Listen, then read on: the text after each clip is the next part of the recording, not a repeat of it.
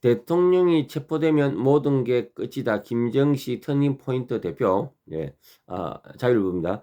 윤석열 대통령에 대한 위법 헌법적 체포영장 집행 시도가 계속되고 있다. 내란죄 수사 권한이 없는 공수처가 제1심 재판은 서울중앙지법 관할로 한다는 규정을 어기고 자파 판사 가르테린 우리 법 연구회 출신인 영장 전담 판사만 있는 서울 서부지법에 영장을 청구했다. 수사 권한의 유무로만 따지면 동사무소 직원이 막 도장을 찍어 사람을 잡아 간다는 것이 몫이 다르냐.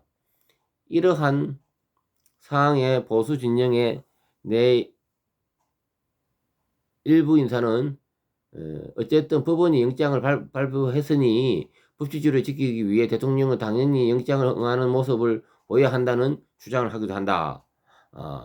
하지만 이것은 얼마나 어리석은 단견인지를 명확히 한 사건이 발생했다. 지난 7일 더불어민주당 소속 청내 국회법제사법연구위원회의 위원장의 윤석열은 법원에 내란죄를 사형 선고를 받을 것이라고 발언이 터져 나온 것이다. 정청래는 자신이 발언이 크게 후회하고 있을 것이다. 비공개 계획이었을 테니 말이다. 저들은 어떤 계획을 갖고 움직이는 것일까? 우선 대통령에게 수갑과 포동줄로 채워 질질 끌고 가는 모습을 모든 언론에 노출할 것이다. 그 순간 대통령으로서의 권위를 끝났다. 대통령의 계엄 이후 상승한 지지율은 순식간에 떨어지거나 지지율 조사를 왜곡하면서까지 낮출 가능성이 크다. 이렇게 대통령을 체포하고 지지율이 하락하는 동안 대통령 구속할 것이다. 이후 상황은 뻔하다. 이미 구속되어 죄 있는 사람이 되어버린 대통령은 탄핵이 될 것이고 이재명 장악한 민주당은 조기 대선을 통해 대통령을 배출할 것이다. 권력을 잔인하게 쓰는 것이라고 말했던 이재명은 엄청난 압박을 통해 윤석열 대통령에게 사형을 구형할 것이라고 할 것이다. 어쩌면 이 이재명의 기분에 따라 실제 집행까지 이루어질지도 모를 일이다. 대한민국은 돌이킬 수 없는 절망의 시대로 접어들 것이다.